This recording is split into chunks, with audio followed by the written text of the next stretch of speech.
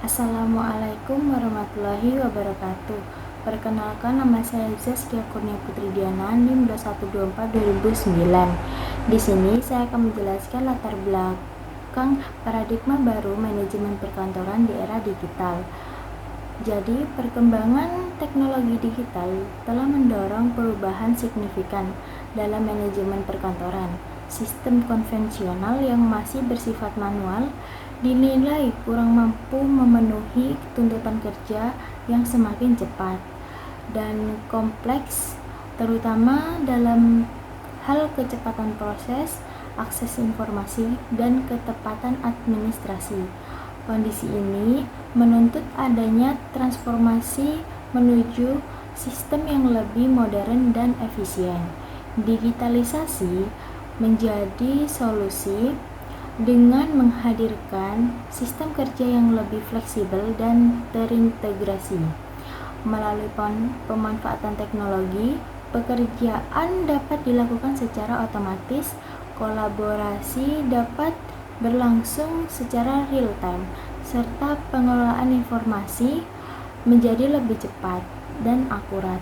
Hal ini berdampak pada peningkatan efisiensi, produktivitas, dan kualitas kerja dalam organisasi.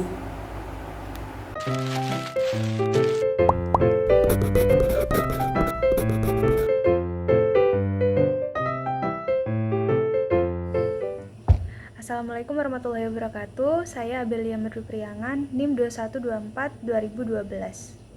Baik, di sini saya akan menjelaskan tentang definisi dan ruang lingkup manajemen perkantoran modern. Manajemen perkantoran modern merupakan perkembangan dari sistem tata usaha konvensional yang awalnya bersifat manual, berbasis kertas, menjadi sistem kerja yang memanfaatkan teknologi digital dan integrasi dalam satu alur kerja organisasi. Secara lebih mendalam, perubahan ini tidak hanya soal mengganti alat kerja dari kertas ke komputer, tetapi juga menyangkut perubahan cara kerja, pola komunikasi, dan pengambilan keputusan dalam organisasi. Selanjutnya, terdapat pendapat para ahli. Yang pertama dari G tahun 2009. Manajemen perkantoran adalah rangkaian kegiatan pengelolaan informasi mulai dari pencetakan, pengelolaan, penyimpanan, hingga distribusi informasi dalam organisasi. Yang kedua dari Sadarma Yati tahun 2017. Beliau menyatakan bahwa manajemen perkantoran modern tidak hanya berfokus pada administrasi, tetapi juga pada pemanfaatan teknologi digital untuk meningkatkan efisiensi dan efektivitas kerja. Yang terakhir dari Laudon tahun 2020, menegaskan bahwa di era digital ini manajemen perkantoran telah bertransformasi menjadi sistem informasi terintegrasi yang menghubungkan manusia, proses, dan teknologi dalam satu ekosistem kerja. Selanjutnya, integrasi teknologi digital, sumber daya manusia, dan juga kebijakan dalam ekosistem dinamis. Terdapat pula pendapat para ahli. Yang pertama dari Robbins dan Coulter tahun 2018. Menurut mereka, organisasi modern dituntut untuk beradaptasi dengan perubahan lingkungan melalui inovasi sistem kerja, termasuk digitalisasi administrasi. Sejalan dengan itu, menurut Laudon, tahun 2020 menyatakan bahwa integrasi sistem informasi menjadi kunci utama dalam menciptakan efisiensi dan kecepatan kerja organisasi. Nah, perkembangan menuju sistem tata kelola kerja terintegrasi tidak hanya berhenti pada penggunaan teknologi saja, tetapi juga melibatkan pengembangan antara teknologi digital, sumber daya manusia, dan juga kebijakan organisasi dalam satu ekosistem kerja yang dinamis. Jadi, ada 3 pilar di sini, yaitu teknologi digital, sumber daya manusia, dan juga kebijakan organisasi. Ketiganya harus selaras agar sistem berjalan dengan efektif. Selanjutnya kita masuk ke ruang lingkup yang terdiri dari 4 poin, yaitu yang pertama arus informasi, yang kedua pengelolaan sumber daya manusia, yang ketiga teknologi, dan yang keempat fasilitas fisik, digital, serta virtual. Nah, jadi dalam sistem perkantoran modern itu ada 3 hal penting yang harus jalan bareng, yaitu teknologi, sumber daya manusia, teknologi, kebijakan juga termasuk, dan lebih lengkapnya lagi fasilitas fisik, virtual yang saya sebutkan tadi. Nah, teknologi di sini, misalnya aplikasi surat digital atau e-office. Tapi itu nggak akan berguna kalau misal pegawainya belum bisa mengaplikasikannya. Nah, di situ pentingnya sumber daya manusia yang punya kemampuan digital. Di sisi lain, walaupun teknologi dan sumber daya manusia sudah ada, tetap perlu kebijakan atau aturan yang jelas supaya penggunaannya terarah dan tidak asal-asalan.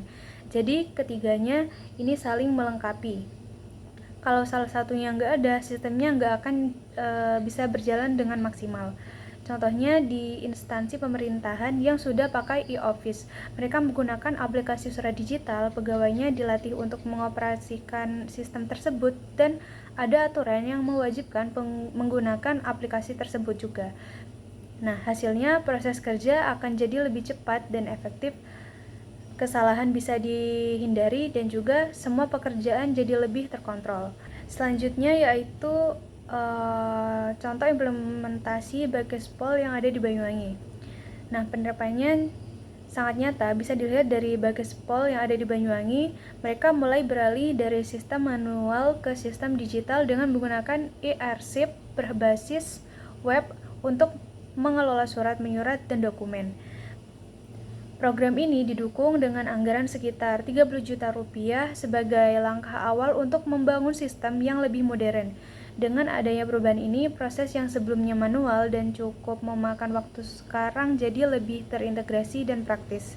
Jadi, yang dari awalnya harus cari arsip secara fisik, sekarang semua bisa diakses secara digital, lebih cepat, dan lebih rapi. Ini yang akhirnya jadi fondasi penting buat mendukung kelancaran program kerja di instansi tersebut.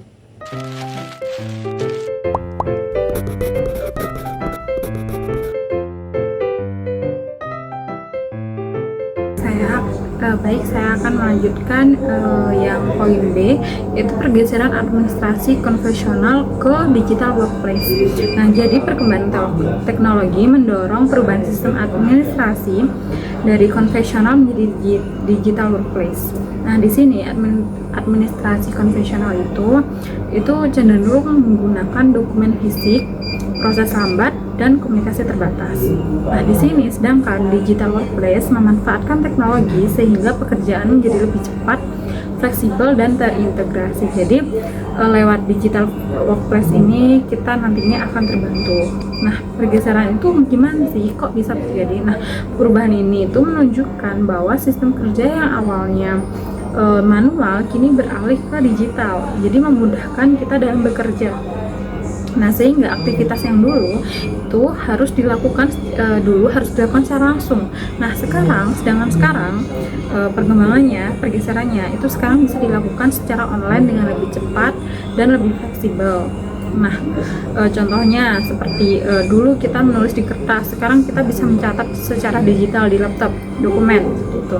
Lalu tatap muka, dulunya cuma bisa tatap muka, jika tidak bisa ya tidak bisa hadir. Tapi kalau sekarang kalau tidak bisa hadir, kita bisa melakukan dengan virtual, telepon, video call, atau memakai Zoom. Seperti itu, ada rapat penting tidak bisa hadir, bisa melalui pertemuan di virtual, melalui Zoom atau video call WA, seperti itu. Lalu contoh lain, mungkin dulu itu komunikasinya lambat, nggak ada telepon, nggak ada digital sama sekali, jadi prosesnya lambat semua.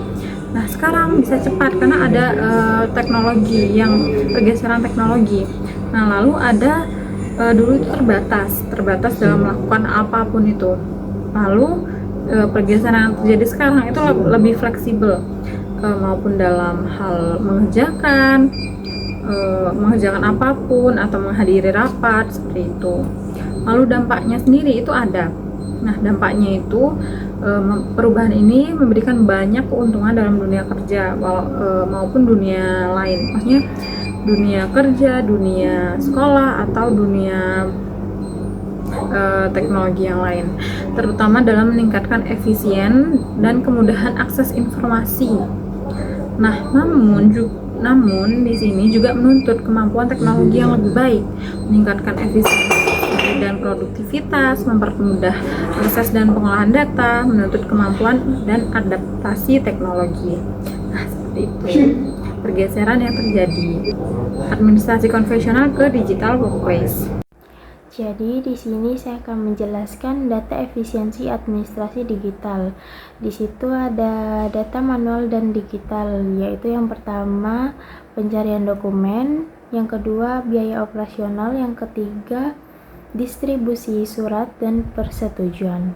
Jadi sistem manual cenderung lebih lambat dan mahal karena bergantung pada proses seperti pencarian arsip, penggunaan kertas, dan distribusi dokumen. Sedangkan yang digital jauh lebih cepat karena lebih efisien dan hemat biaya karena menggunakan database otomatisasi dan teknologi real time.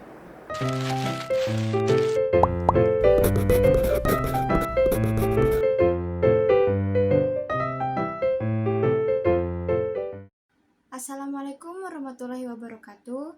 Perkenalkan, nama saya Dela Erliana Putri, NIM 2124-2011. Selanjutnya, saya akan menjelaskan materi tentang posisi manajemen perkantoran dalam struktur pengetahuan multidisipliner. Nah, manajemen perkantoran merupakan pusat dari kegiatan administrasi dan operasional dalam suatu organisasi, yang berfungsi untuk mengatur seluruh kegiatan kantor agar berjalan secara efektif dan efisien. Manajemen perkantoran itu mencakup kegiatan seperti mengelola administrasi dan dokumen, mengelola arsip dan informasi, mengatur kegiatan kantor dan rapat, mengelola komunikasi organisasi, mengelola data dan laporan, serta membantu pimpinan dalam mengambil keputusan. Manajemen perkantoran juga menjadi penghubung antara pendidikan dan kompetensi yang dibutuhkan dalam dunia kerja, seperti literasi digital, analisis data, dan komunikasi publik. Nah, literasi digital adalah kemampuan menggunakan teknologi digital dalam pekerjaan perkantoran. Literasi digital ini sangat penting karena pekerjaan kantor saat ini tuh sudah berbasis digital atau berbasis komputer dan internet. Nah, seperti menggunakan Microsoft Office, kemudian Google Docs, kemudian mengelola email, kemudian juga mengarsipkan dokumen digital. Nah, analisis data sendiri merupakan kemampuan mengolah data menjadi informasi yang berguna untuk organisasi.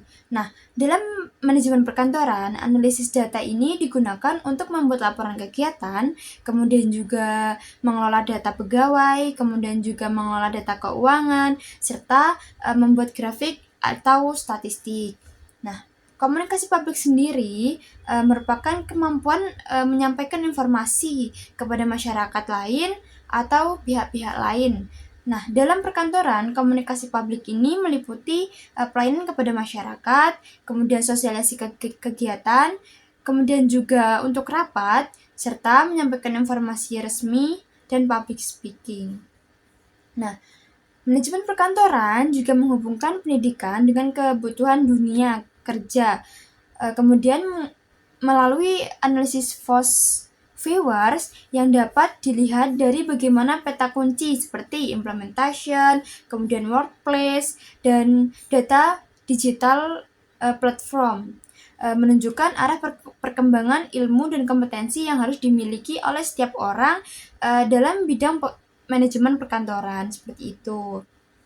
Nah, implementasi sendiri adalah proses penerapan ilmu dan teori yang telah dipelajari ke dalam praktik yang nyata di dunia kerja. Nah, dalam manajemen perkantoran, implementation terlihat pada kegiatan seperti pengelolaan administrasi, kemudian penyusunan laporan, kemudian pengarsipan dokumen, serta pelayanan organisasi. Artinya, seseorang tidak hanya memahami teori saja, tetapi juga mampu mengaplikasikannya dan menerapkannya secara langsung di dalam dunia kerja, seperti itu. Kemudian workplace. Workplace merujuk pada lingkungan kerja atau tempat berlangsungnya aktivitas organisasi. Nah, dalam konteks perkantoran, workplace itu mencakup interaksi antar pegawai, komunikasi organisasi, kemudian kerja tim, serta etika dalam kerja. Kemudian digital platform sendiri adalah penggunaan teknologi dan sistem digital dalam mendukung pekerjaan perkantoran. Hal ini mencakup penggunaan aplikasi seperti Microsoft Office, kemudian Google Workspace, kemudian e-Office, serta sistem informasi dalam manajemen. Digital platform ini menunjukkan bahwa pekerjaan administrasi saat ini telah berbasis teknologi, sehingga kemampuan digital ini menjadi sangat penting di dalam dunia kerja. Manajemen perkantoran merupakan bidang ilmu yang bersifat multidisipliner karena berkaitan dan beririsan dengan berbagai bidang ilmu lain. Nah, manajemen perkantoran ini terhubung dengan beberapa disiplin ilmu seperti yang pertama, administrasi publik, berkaitan dengan pelayanan publik dan tata kelola pemerintahan. Kemudian kedua, manajemen sumber daya manusia, seperti mengelola pegawai, kemudian kinerja, dan organisasi. Kemudian ketiga, yaitu teknologi informasi seperti penggunaan komputer, sistem informasi, serta digital platform. Kemudian yang keempat, ada psikologi informasi seperti perilaku pegawai, motivasi kerja, serta komunikasi dalam organisasi. Hal ini menunjukkan bahwa manajemen perkantoran tidak hanya berkaitan dengan kegiatan administrasi seperti surat menyurat serta arsip saja, tetapi juga mencakup pengelolaan sumber daya manusia, penggunaan teknologi digital, serta perilaku organisasi di dalam lingkungan kerja, seperti itu. Kemudian ada satu contoh studi kasus, yaitu pada kantor desa Sumber Sekar, menggambarkan bagaimana manajemen perkantoran berperan dalam struktur pengetahuan multidisipliner melalui penerapan sistem informasi manajemen atau disingkat SIM. Nah, sebelum sistem ini diterapkan, proses administrasi desa ini masih dilakukan secara manual, seperti pencatatan data penduduk, kemudian pengolahan arsip, dan pembuatan surat menyurat. Itu menggunakan tulis tangan seperti itu. Kondisi ini menyebabkan berbagai kendala, di antaranya lambatnya pelayanan kepada masyarakat, kemudian kesulitan dalam pencarian data, serta tingginya resiko kesalahan dalam pencatatan. Untuk mengatasi masalah tersebut, kantor desa Sumber Mekar mulai mengimplementasikan sistem informasi berbasis digital yang mampu mengintegrasikan seluruh kegiatan administrasi dalam satu sistem terpadu. Nah, melalui sistem ini, data penduduk dapat disimpan secara terstruktur dalam database. Proses pembuatan surat menjadi lebih cepat dan otomatis, serta arsip dokumen dapat diakses dengan sangat mudah kapan saja saat dibutuhkan. Perubahan ini tidak hanya meningkatkan efisiensi kerja, tetapi juga memperbaiki kualitas pelayanan publik seperti itu. Nah, dalam hal ini, manajemen perkantoran berperan penting dalam mengatur alur administrasi dan memastikan sistem bekerja secara baik dan lancar. Nah, selain itu, manajemen perkantoran juga mengordinasi pegawai agar mampu untuk menggunakan teknologi tersebut secara efektif. Nah, studi kasus ini menunjukkan bahwa manajemen perkantoran memiliki posisi strategis karena menghubungkan berbagai bidang seperti teknologi informasi, administrasi publik, serta manajemen sumber daya manusia dalam satu sistem kerja yang terintegrasi seperti itu. Kemudian ada infografis teori, yang dimana manajemen perkantoran menghubungkan atau menggabungkan beberapa bidang seperti ilmu komunikasi, komunikasi efektif, hubungan interpersonal, dan diseminasi informasi dalam organisasi.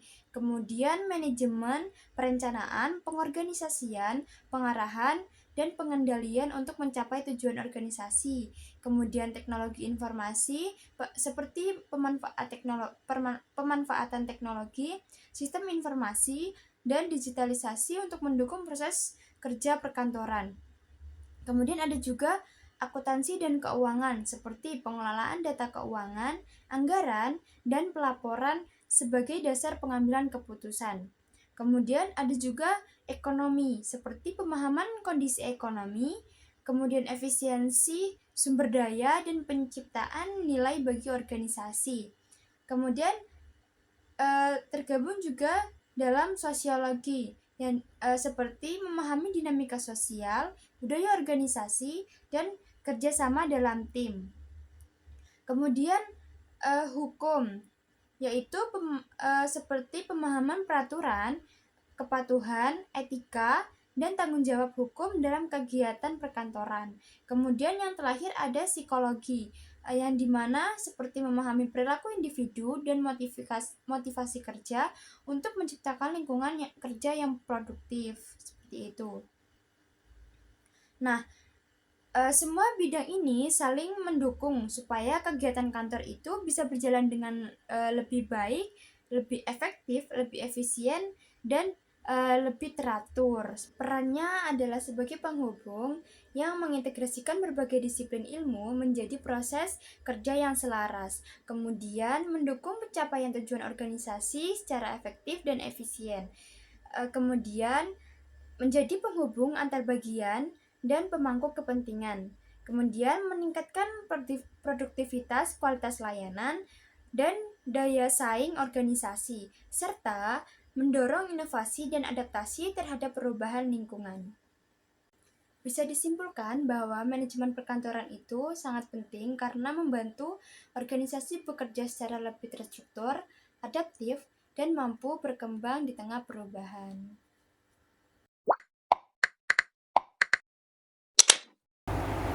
Yang terakhir yaitu kesimpulannya. Penerapan digitalisasi dalam manajemen perkantoran membantu dampak nyata berupa peningkatan kecepatan kerja, kemudahan akses informasi, serta berkurangnya kesalahan dalam proses administrasi. Perubahan ini juga mendorong terciptanya pola kerja yang lebih fleksibel dan kolaboratif, sehingga kegiatan organisasi dapat berjalan secara efektif dan terkontrol. Agar hasil optimal, diperlukan kelarasan antara teknologi sumber daya manusia dan kebijakan organisasi. Dengan dukungan tersebut, organisasi mampu meningkatkan produktivitas, kualitas pelayanan, serta lebih siap menghadapi tantangan dan perkembangan di era digital.